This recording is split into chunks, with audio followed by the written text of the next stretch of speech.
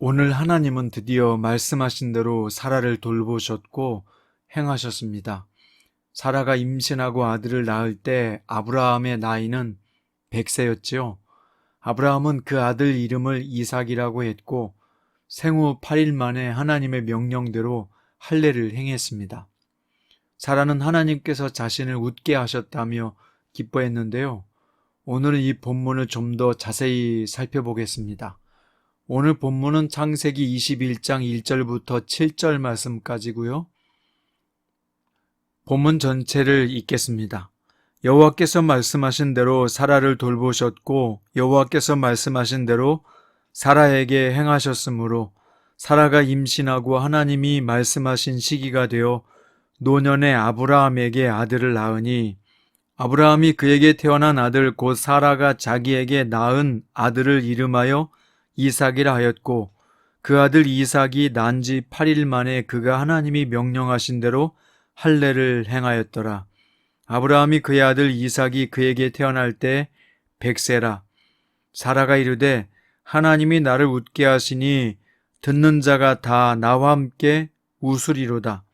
또 이르되 사라가 자식들을 전 먹이겠다고 누가 아브라함에게 말하였으리오마는 아브라함의 노경에 내가 아들을 낳았도다 하니라.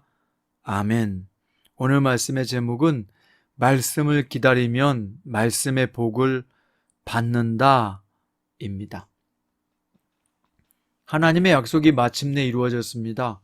아브라함에게 첫 번째 약속하신 후 무려 25년이라는 긴 기다림 후에 하나님은 약속하신 대로 이삭을 주셨습니다.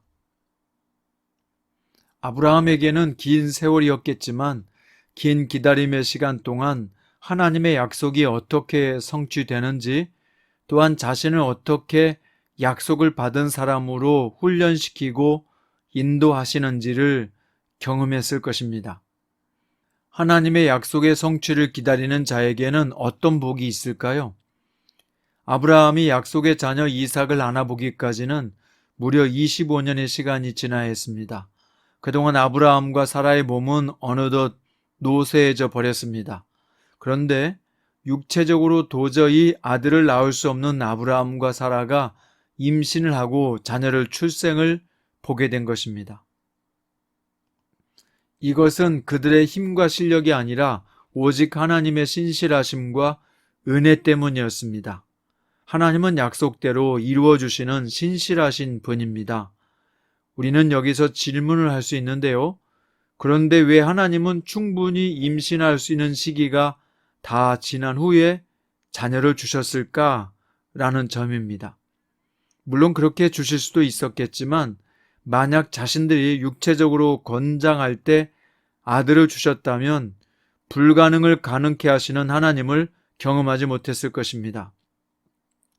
하나님은 아브라함과 사라가 하나님의 능력을 온전히 신뢰할 수 있는 바로 그때가 되기까지 기다리신 것이죠. 하나님은 지금도 우리에게 하신 약속을 정한 때가 되기까지 미루십니다. 그 기간을 통해 하나님은 우리가 자신의 힘과 지혜, 명철함을 의지하기보다 하나님의 능력을 온전하게 신뢰하도록 만들어 가시는 중이라는 것을 아십니까? 그리고 마침내 때가 되면 약속하신 말씀을 성취해 주십니다.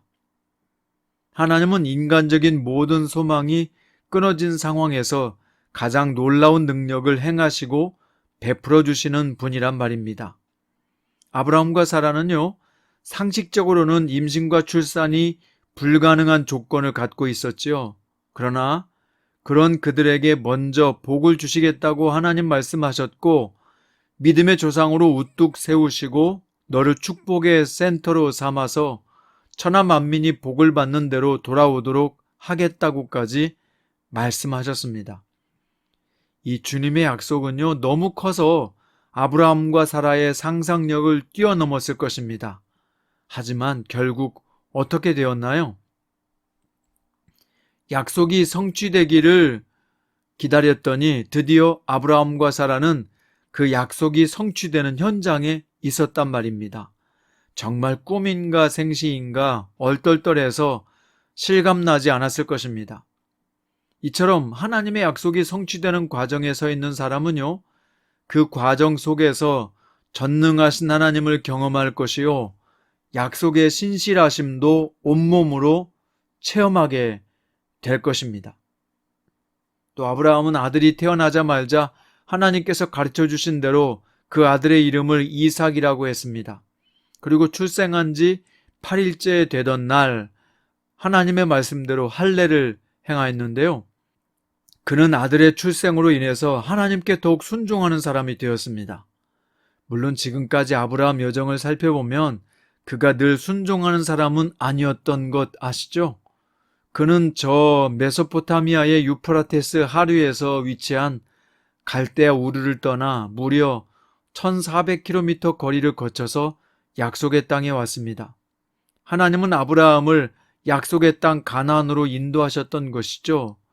그런데도 거기에서 기근이 들자 급하게 애굽으로 내려가기도 했고 세상 왕이 두려워서 2번씩이나 아내를 누이라고 속이는 큰 실언도 하기도 했습니다.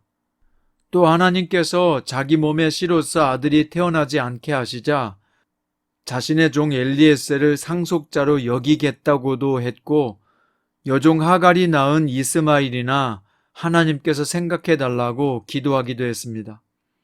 이처럼 아브라함은 온전히 하나님께 순종하지 못했던 부족한 사람이었습니다. 하지만 긴 세월 동안 아브라함은 깨지고 다듬어지면서 불신앙의 요소들이 떨어져 나가게 되었고 그 과정에서 자신과 가정을 지극히 돌보시고 막아주시며 보호해주시는 하나님을 경험했습니다. 그러면서 그는 점점 하나님께 대한 신뢰가 쌓였고 그 결과로 마침내 100세가 되어서 이삭을 품에 안는 미라클을 경험한 것입니다. 그렇게 아브라함은 신뢰의 근육이 점점 붙으면서 믿음이 강해졌고요.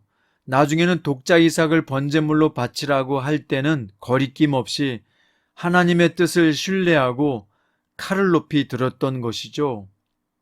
하나님은 지금 우리가 겪는 모든 기다림을 결코 헛되게 하실 분이 아닙니다.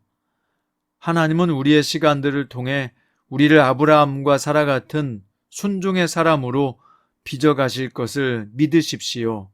현대인의 특징은 불편한 것을 참지 못하고 느린 것을 기다리지 못하는 조급함이 있습니다.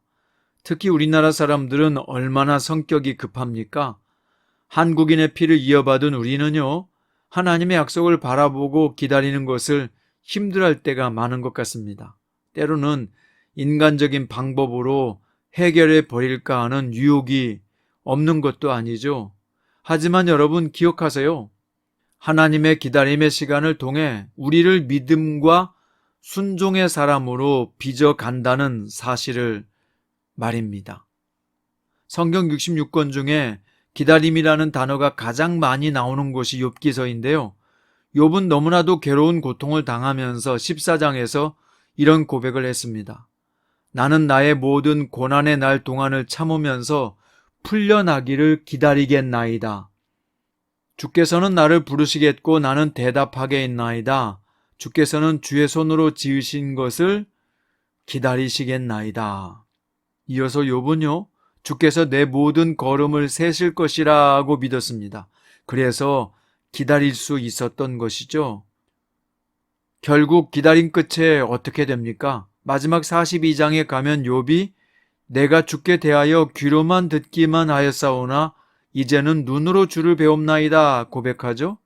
그리고 친구들을 용서해달라고 기도할 때 여호와께서 욥의 곤경을 돌이키시고 여호와께서 욥에게 이전 모든 소유보다 갑절이나 주신지라로 끝납니다. 잠언서 20장 22절은 이렇게 말씀하고 있는데요.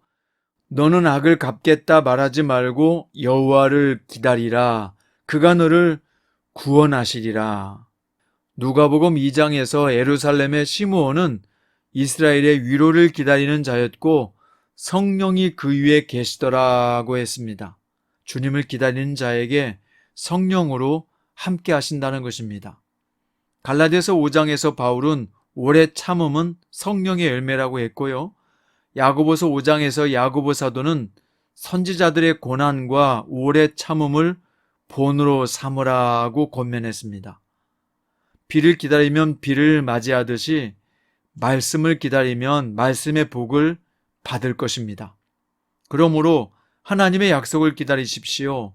우리를 성숙하게 하실 하나님을 기대하며 기다리십시오. 오늘 25년을 기다리다 결실을 본 아브라함의 복이 여러분과 저에게 임하기를 주님의 이름으로 축원드립니다. 기도드립니다. 사랑하는 주 예수님, 오늘 아브라함은 25년을 기다리다 약속의 자녀를 품에 안았습니다. 주님, 우리도 약속의 말씀을 품에 품고 기다리면 그 약속이 이루어짐을 믿습니다. 항상 기뻐하며 주님을 기다리고 감사하며 기다리고 기도하며 기다리게 해 주십시오. 그래서 인내하는 자가 받는 지혜와 복을 우리도 받아 품게 하여 주셔서 주님께 영광이 되는 인생이 되게 하소서. 예수님의 이름으로 기도드립니다.